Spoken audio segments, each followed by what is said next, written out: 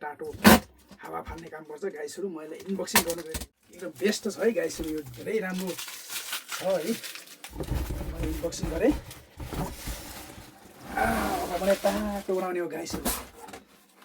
तल जाओस्, तपाईँहरू देख्न सक्नुहुन्छ यो चाहिँ फ्यान, टेबल फ्यान जस्तै टाइपको छ। यो चाहिँ हिटर हो गाइसहरू, हिटर है। यसलाई चाहिँ हिटर भनेर चिनिन्छ।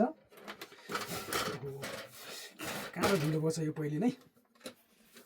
अब गाइसहरू देख्न सक्नुहुन्छ यो चाहिँ हिटर।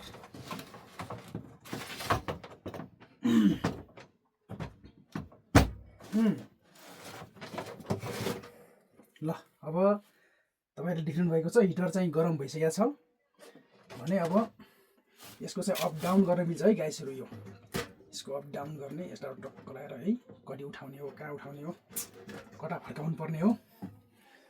अब चाहिँ देखिरहनु भएको छ गाइसहरू यो पुरा टाप है। अब यसलाई चाहिँ, यसलाई फ्यान पनि छ है गाइसहरू।